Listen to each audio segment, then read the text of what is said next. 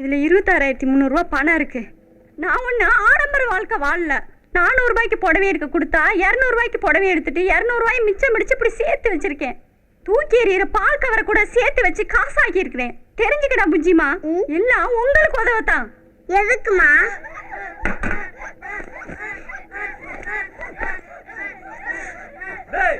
வீட்டுக்கு போக மாட்டீங்க? என்னப்பா ஆச்சு? என்னப்பா ஆச்சு? என்னங்க ஆச்சு? ஏய், என்ன சம்பவம்னு கேக்குறல்ல? உங்க யாரோடயும் நாங்க பேச மாட்டோம், போங்க. நீங்க பண்ற தப்புக்கு நாங்க அசிங்கப்படுறோம். நீங்க 2 பேரும் சண்டை போடுறது பள்ளிக்கூட பூரா தெரிஞ்சு போச்சு. எதிர் வீட்டு ஜீவா பையன் பத்த வச்சுட்டான். அண்ணன் கோவத்துல சண்டை போட்டுச்சு. ஹெட் மாஸ்டர் உக்கி போட வச்சுட்டாரு. அண்ணனுக்கு தொடலாம் வலிக்கும், பாவம். இப்படி என்ன மல்லு கட்டுவீங்க? உடம்பு பூரா கீறி புண்ணாக்கி வச்சிருக்காங்க.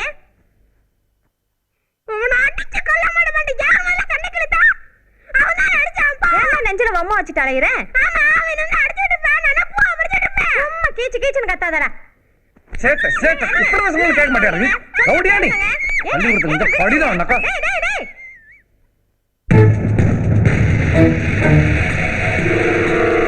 எங்க போறீங்க?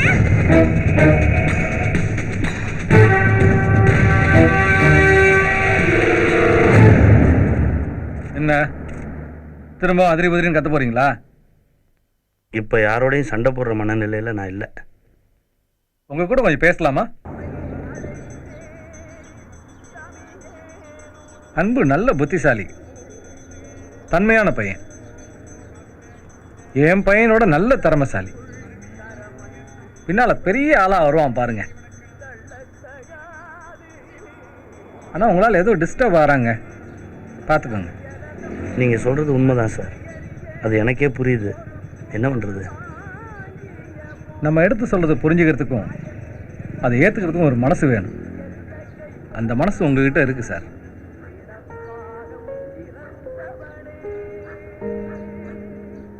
எனக்கும் என் மனைவிக்கும் சண்டை வரும். இப்போ இல்லை, 12 வருஷத்துக்கு முன்னால். 2 பேரும் லவ் மேரேஜ் தான். லவ் பண்ணும்போது என்னத்தை புரிஞ்சுக்கிட்டோமோ தெரியல.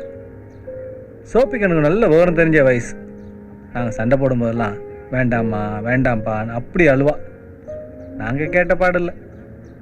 ஒரு கட்டத்தில் நாங்கள் சண்டை போடும்போது யாருக்கிட்டையும் பேசாமல் கோச்சிக்கிட்டு சாப்பிடாம தன்னை வர்த்திக்க ஆரம்பித்தா. தாளாமலே எங்களை அழ வச்சா. என்ன வழி? யாராவது ஒருத்தர் விட்டு கொடுத்தாதான் குடும்பம் நடத்த முடியுங்கிற நிலைமை. நான் விட்டு கொடுக்க ஆரம்பித்தேன் சார், என் மகளுக்காக.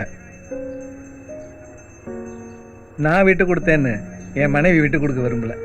அவள் எப்பயும் போல சண்டை போட்டுக்கிட்டே தான் இருந்தா. எல்லாத்தையும் ஜீரணிக்க பழகிட்டேன். என் மகளும் அப்பா மேலே தப்பு இல்லை, எல்லாம் அம்மா மேலே தான் மெதுவாக என் பக்கம் சாய ஆரம்பித்தா. ரொம்ப பாசமாக இருந்தான். சகிப்புத்தன்மையை வளர்த்துக்கிறனால தான் வாழ்க்கையோட உண்மையான சந்தோஷத்தை அனுபவிக்க முடியும்னு அப்போ தான் புரிஞ்சுக்கிட்டேன். என் மகன் என்னோட மட்டும் கரிசனமாக இருக்கிறத என் மனைவியால் தாங்கிக்க முடியல. கத்திக்கிட்டே இருந்தவ கொஞ்சம் கொஞ்சமாக கத்துறதை விட்டுட்டான். பிடிவாதம், திமிரு, கர்வம்னு எதுக்கோ முக்கியத்துவம் கொடுக்குற நாம மனசுங்க உணர்வுல மதிக்கிறதே இல்லை சார். எல்லாரோட இத்தனோண்டு மனசுமே ஒரு சின்ன பாராட்டுக்கு தான் ஏங்கி கிடக்கு. இதை செஞ்சாலே பாதி தப்பிச்சிடலாம். ஆனால் நம்ம தான் உயிரோடு இருக்கவங்கள பாராட்ட மாட்டோமே. கடையில் யாருன்னே தெரியாத ஒரு கஸ்டமர்கிட்ட பிடிச்சதோ பிடிக்கலையோ சிரித்து பேச வேண்டியதாக இருக்குது. திட்டுனா கேட்டுக்க வேண்டியதாக இருக்குது. ஏன் தொழில் ஓட்ட வேண்டியதாக இருக்குது. அப்படி இருக்கும்போது வீட்டில் மனைவின்னு வந்தவர்கிட்ட கொஞ்சம் விட்டு கொடுத்து போகிறல என்ன தப்பு? நமக்கே நாளைக்கு ஏதாவது நாய் படுத்துட்டா பக்கத்தில் உட்காந்துட்டு கண்ணீர் வடிச்சிட்டு பீ மூத்திரம் அள்ள போகிற ஜீவன் பொண்டாட்டி தானே. இதெல்லாம் யோசிச்சு தான் நான் என்னையே மாற்றிக்கிட்டேன் சார். இது வரைக்கும் சொன்னது எல்லாமே நான் எனக்கு நடந்ததோட பரிமாறல் தான். ஏன் தனிப்பட்ட கருத்து, உங்களுக்கான உபதேசம் கிடையாது. என்ன உலகத்திலே சீப்பானது அட்வைஸ் தானே. ஏம்பிட்டு என்னன்னா ஒரு வாத்தியாரா அந்த பசங்க மனசு உடஞ்சி போகாமல் பார்த்துக்குங்க. எத்தனை பேர் நம்ம கனவுகளை அழிச்சிட்ருக்கோம். நினச்சது ஒன்று நடந்தது ஒன்றா இருக்குது. அந்த மாதிரி நம்ம பிள்ளைகளையும் விட்டுடாம ஒரு உதவியாக இருப்போமே. நீங்களும் நானும் தான் நம்ம குழந்தைகளோட முதல் ரோல் மாடல்ஸ்.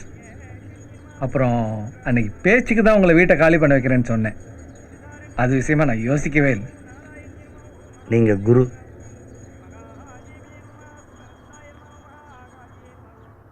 உலகத்திலேயே விலை உயர்ந்த பரிசு மன்னிப்புன்னு சொல்லுவாங்க. நான் உங்ககிட்ட மனசார மன்னிப்பு கேட்டுக்கிறேன்.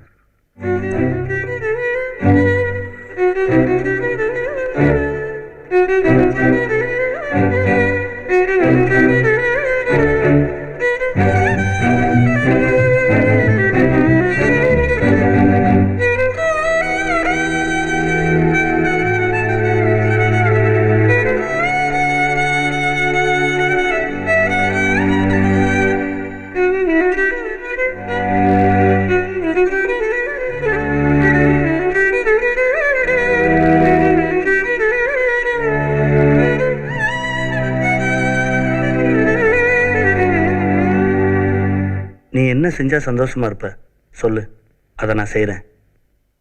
விவாகரத்துன்றது முடிவில்லை, தொடக்கம். விவாகரத்துக்கு அப்புறம் இந்த நரகத்துக்கு அந்த நரகமே மேல்னு தோணும். நாம் எடுத்து சொல்கிறத புரிஞ்சுக்கிறதுக்கும் அதை ஏற்றுக்கிறதுக்கும் ஒரு மனசு வேணும். அந்த மனசு உங்ககிட்ட இருக்கு பொண்ணு.